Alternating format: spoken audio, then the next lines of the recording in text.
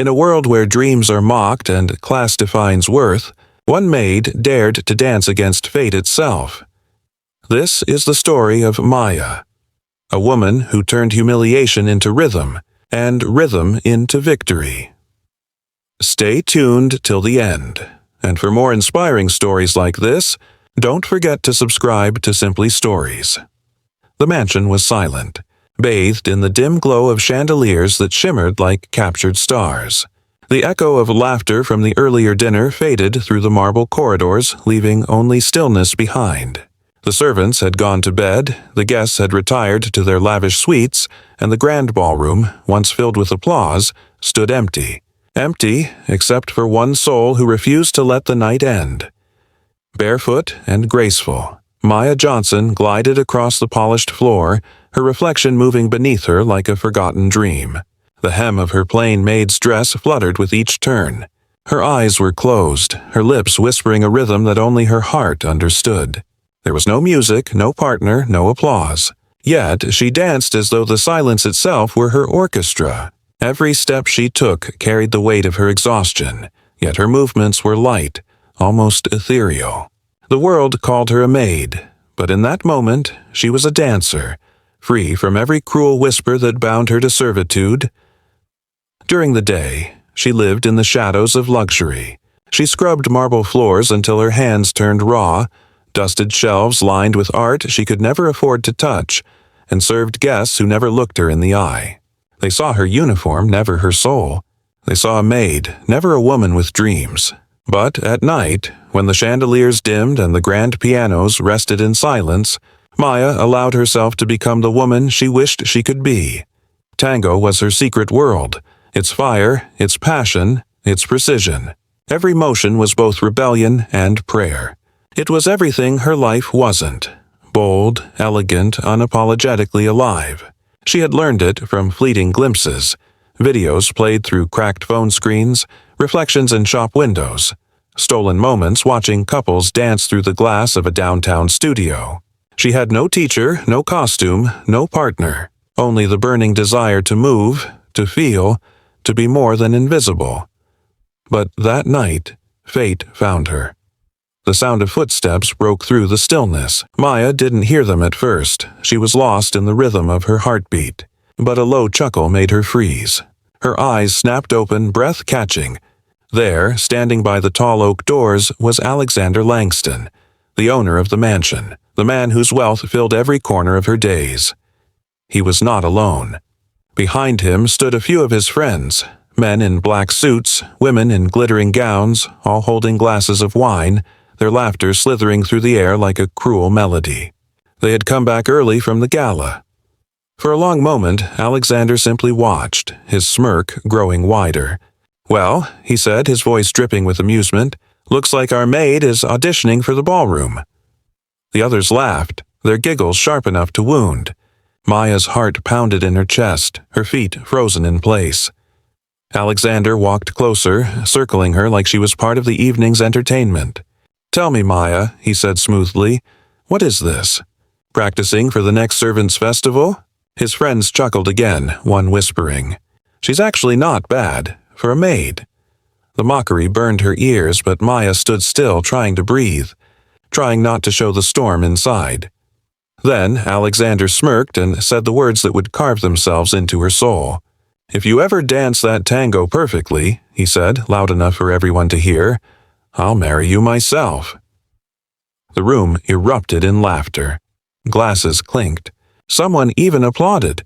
To them, it was a joke, harmless, cruel, and forgettable. But to Maya, it was humiliation dressed as humor. Her throat tightened, but no tear escaped her eyes. She bowed her head slowly, forcing a faint, trembling smile.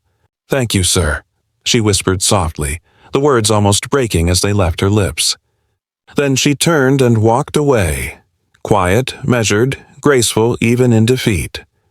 That night, her tiny room felt smaller than ever.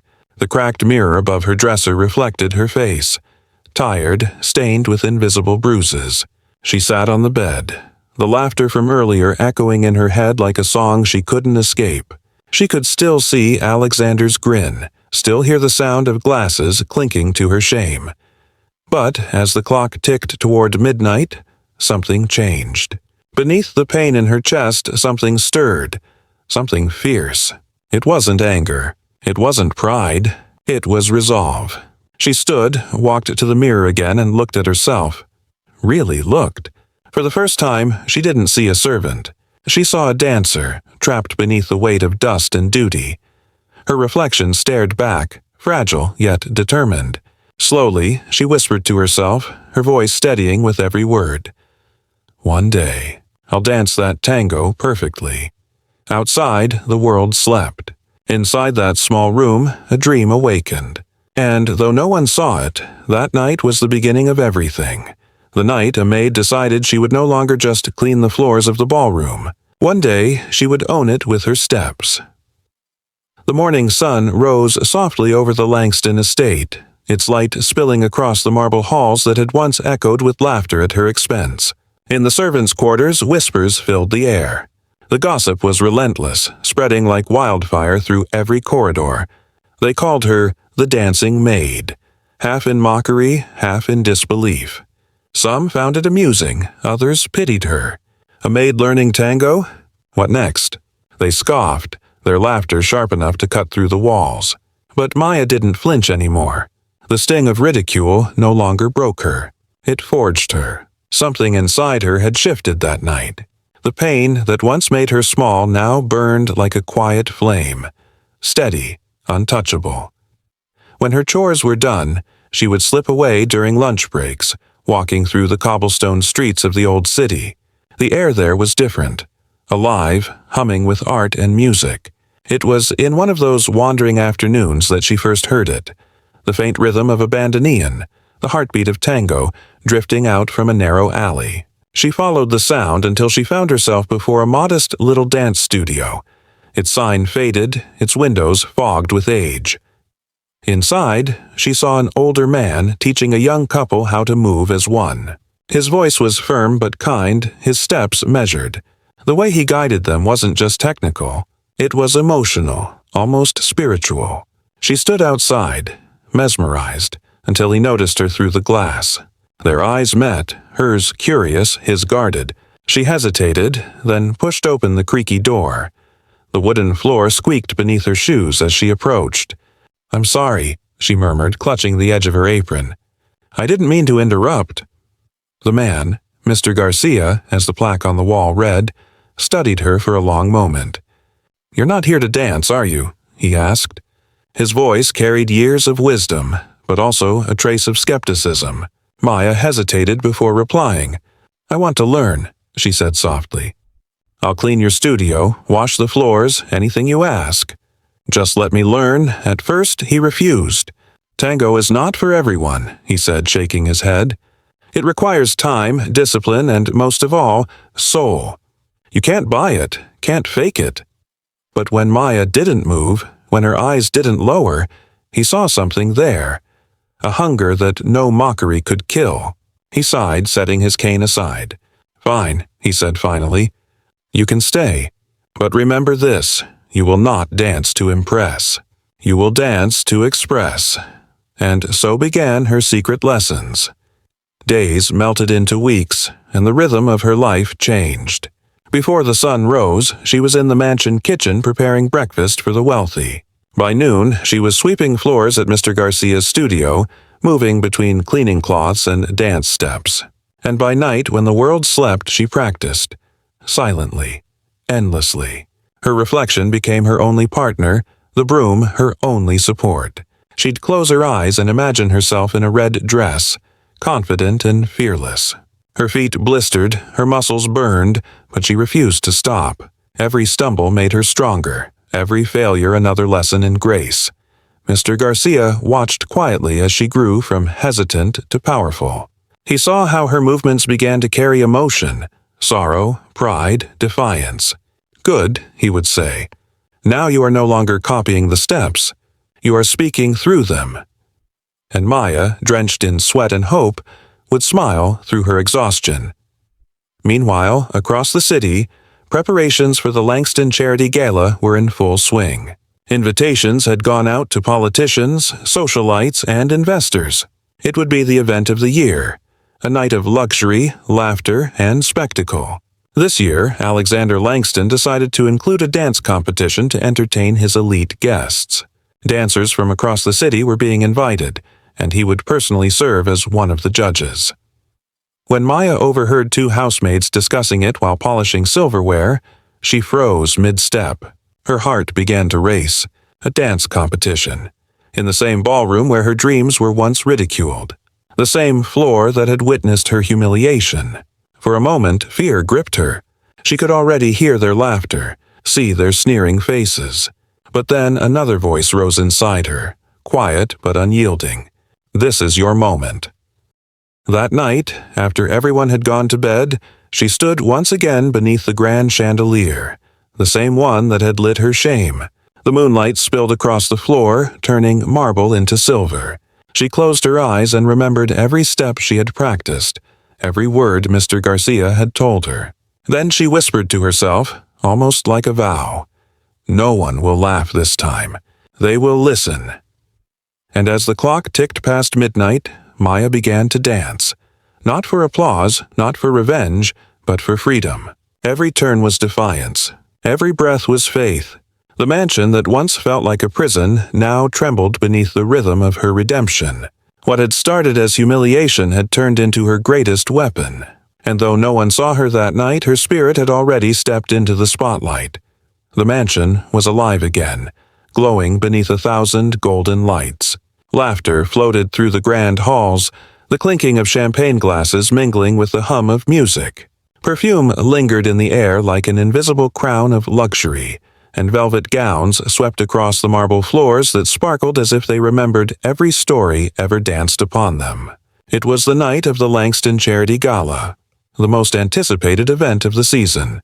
The city's elite had gathered, dressed in their finest, eager to be seen, to gossip, to judge. And somewhere among them moved Maya Johnson.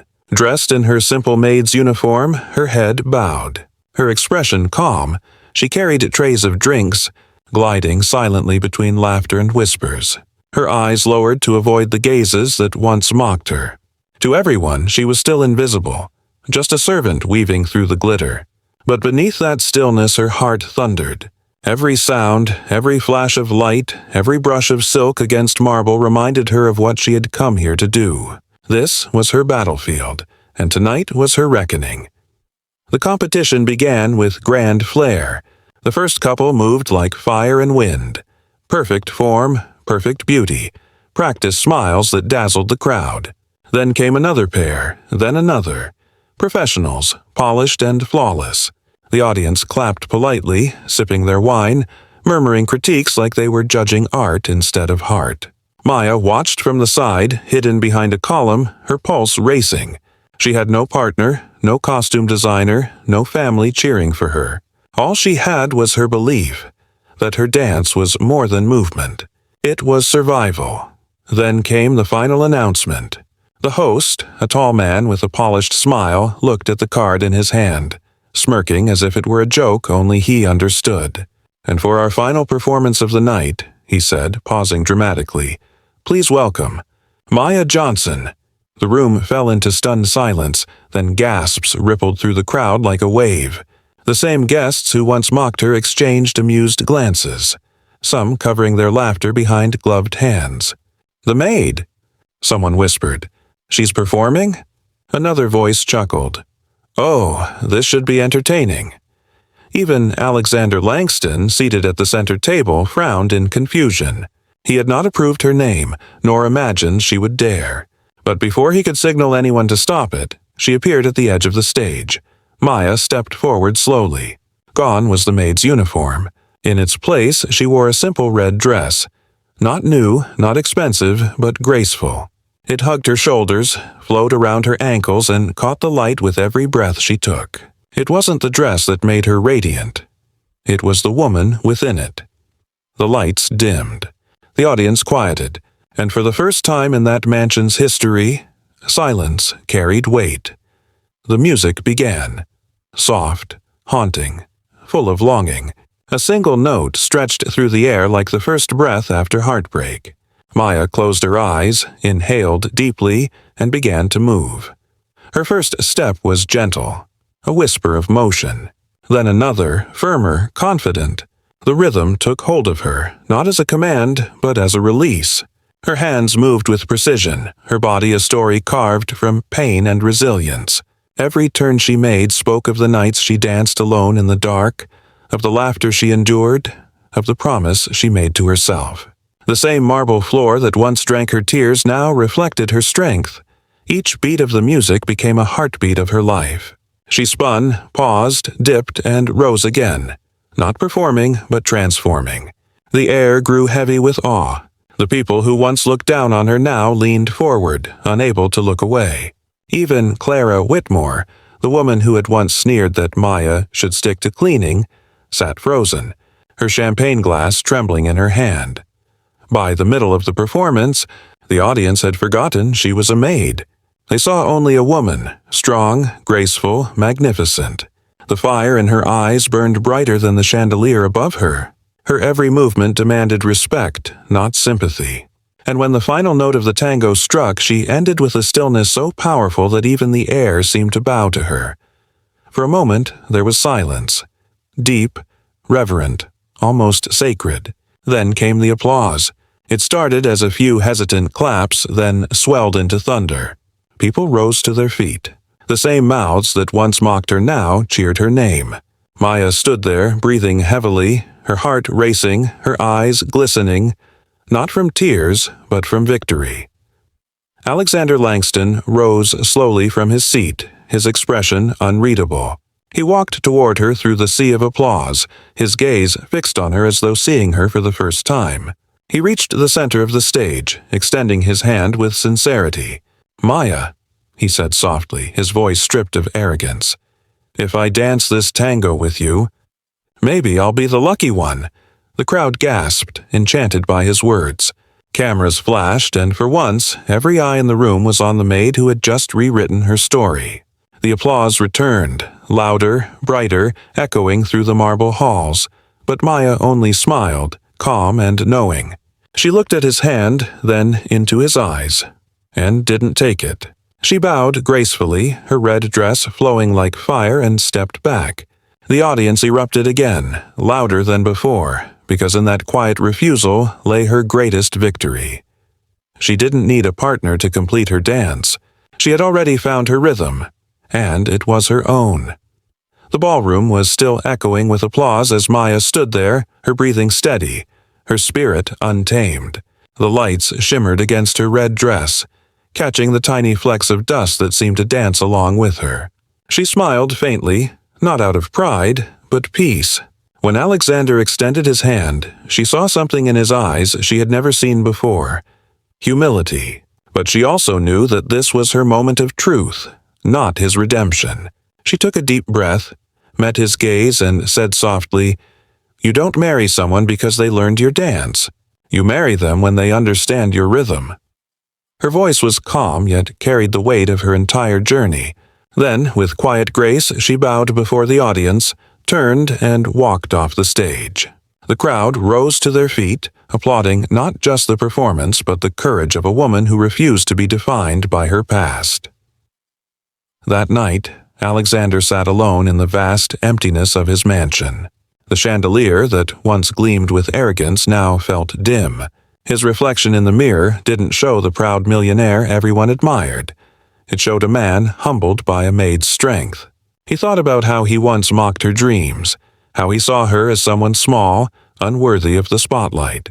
Yet now, he couldn't stop thinking about how her dance had silenced a room full of judgmental hearts. He realized he hadn't witnessed entertainment. He had witnessed a rebirth. Days turned into weeks, and the mansion that was once a symbol of vanity began to change. For the first time, laughter returned. Not from the elite sipping champagne, but from children who had never known privilege. The grand hall was cleared, the chandeliers polished, and the dance floor restored. But this time, it wasn't for socialites or shallow performances. A new sign hung proudly by the door. The Langston Dance Academy, founded by Alexander Langston. Directed by Maya Johnson. On opening day, the sun poured through the tall windows, painting the floor in gold. Children from different neighborhoods, some barefoot, some shy, gathered with bright eyes and open hearts. Maya stood at the center, her red dress replaced by a simple white one, her presence gentle yet commanding. She greeted each child by name, guiding them onto the floor. There was no judgment here, no laughter at mistakes. She taught them that dance wasn't about perfection. It was about freedom. Maya moved among them, her steps light, her smile warm. When a little girl stumbled, Maya knelt beside her and said, "The floor doesn't care if you fall. What matters is that you rise with rhythm." The girl smiled, and in that moment Maya saw herself, the same trembling heart that once dared to dance under a chandelier of scorn. Now, she was the one helping others find their rhythm. Alexander watched from the corner of the room. He had wanted to make amends by offering her money, fame, even partnership. But he soon realized Maya didn't need saving. She had already saved herself. What she built wasn't just a school. It was a sanctuary for dreamers. Every beat of the music carried a message that dignity isn't given by others, it's earned through grace and courage. As weeks passed, Maya's academy became known across the city. People whispered about the woman who transformed pain into art, who once scrubbed marble floors and now taught beneath them. She received invitations to galas and interviews, but she always declined politely. She didn't crave the spotlight anymore. She wanted her students to shine. Sometimes, late at night, she would stay back after everyone left. The empty studio would glow under the soft lights, and she'd stand before the mirror. She'd place her hand on the floor and remember those lonely nights when she danced with broomsticks, tears in her eyes, hope in her heart. Now, that same floor echoed with laughter, joy, and the tapping of small feet learning to dream. One evening, Alexander approached her quietly. "Maya," he said, his tone softer than ever, "I finally understand what you meant that night." She turned to him, her smile knowing. "Good," she said, "because rhythm isn't about control. It's about connection." He nodded, and for once he didn't try to speak further. Some lessons were meant to be felt, not explained. The academy thrived, becoming a haven for those who had been told they weren't good enough. The maids, the janitor's children, the orphans, and the forgotten. Every recital told stories of strength, every child's performance a tribute to Maya's journey. Her story spread across the city, inspiring countless others to rise above mockery and chase their dreams with pride. People no longer remembered her as the maid who danced. They remembered her as the woman who redefined grace, not as perfection, but as persistence. She proved that beauty was never about status or wealth, but about the courage to move when life tried to hold you still. Because Maya didn't just learn to dance the tango, she learned to dance through life's storms, to find rhythm in pain and peace in perseverance. Her story wasn't about revenge or romance. It was about reclaiming her dignity one step at a time. And as the city whispered her name with admiration, Maya knew she had already won, not on a ballroom floor, but within her own soul. Never mock someone's dream, for you might be laughing at a seed that will one day grow into a forest. True class is not found in titles or wealth, but in humility, courage, and resilience. Real beauty begins when you stop trying to impress the world and start dancing to your own rhythm.